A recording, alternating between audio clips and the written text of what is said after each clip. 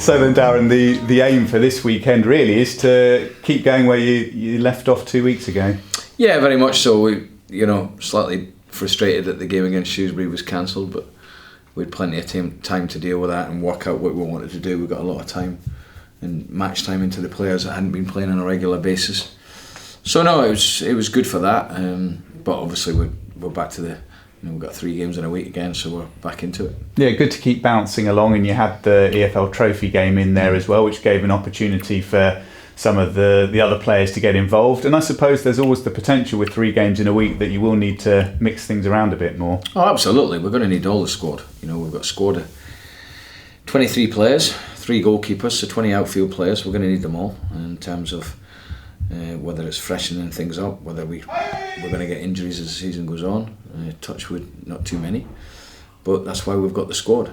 We were content we go with the squad we have until January and then look at it again then. So I'm happy with the squad we've got. I've said that many times, and if others have to come in and get other people out the team, or the ones that start have to really play well to stay in the team, is what we want. We want real good competition for places. And the pleasing thing for me is during the 2-week break between league games is the game in Northampton showed things that I really wanted to see, and there was some really good stuff came out of that, as there was against Bristol on Tuesday as well. Canu scored 3 goals in 3 games, so things like that are really he's promising players we've got, no doubt about it. Yeah, that's great for him, because so far in his Posh career, he's very young, but it hasn't really got up and running as yet, but it seems like he's really knocking on the door. Yeah, it's a player I've known for a while. I did try and sign him when I was at my previous club, and obviously Peterborough beat me too, so I know his potential, I know what he's about, I have done for a number of years, and he's now showing that potential that he's got. But I think with him, he needs good coaching, and he needs a lot of encouragement, and what he needed to add to his game was goals. He's still not obviously anywhere near the finished article, he knows that himself, but from pre-season you could see that he really had the bit between his teeth, came back strong, looked fit, and I felt then that he could have a good season.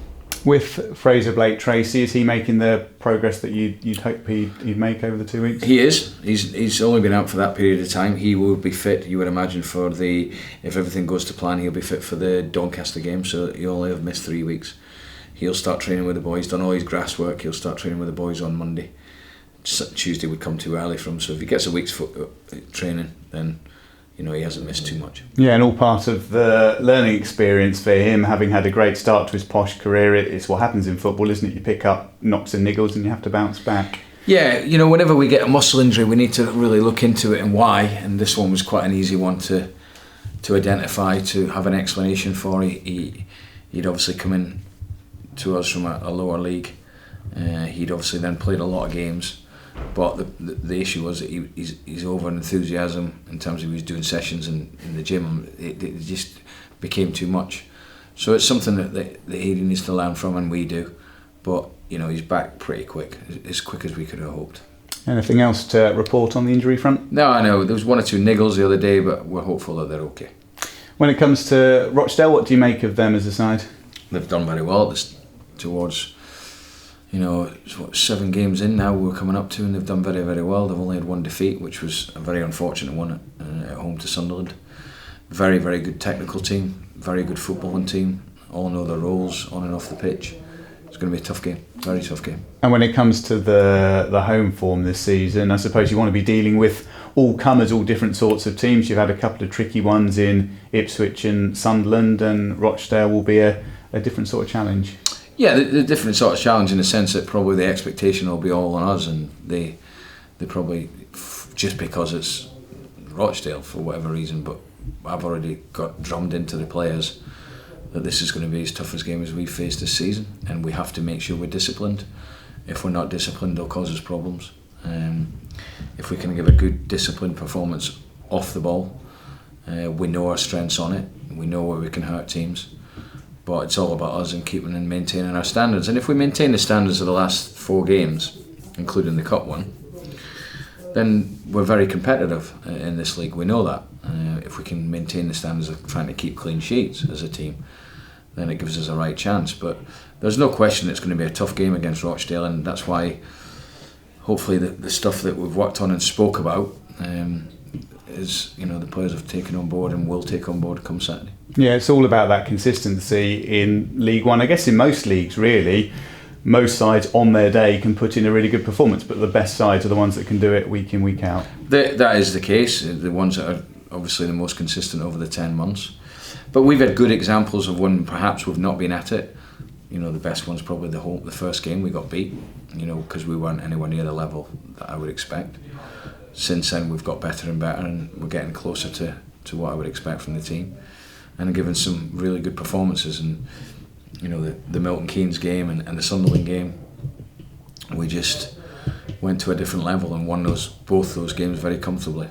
So if we can maintain that, then I'll be pleased. Yeah, and one of the big challenges of League One is that the nature of the games changes so much in terms of the sense of occasion and the bounce around it. You get a Sunderland or an Ipswich on a Saturday afternoon. It's one thing. You get maybe some of the smaller sides on a Tuesday night. There isn't much of an away following. It's treating all of those games the same and having the same intensity. Yeah, I think you've got to have real good concentration and focus, and it's almost a case of, if you can manage to put the blinkers on for 10 months and just focus on what's in front of you,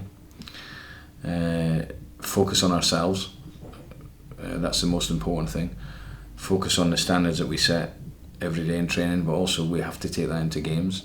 Good team spirit, which there is, and there's a good unity within the camp. They're all the main sort of things that I would look for that would need to continue. So you're going to get a bad result here and they're going to get a bad result there, but you need to just keep focused on what you're doing, and in the end you hope that it's good enough. Yeah, and it's great that the players have set the bar so high so early on, both in terms of getting the goals but also the clean sheets as well. Yeah, I think everyone can say they've generally been pleased with the last 4 games. We feel we're very unfortunate not to have won 5 in a bounce, losing that last minute goal against Ipswich, but we did.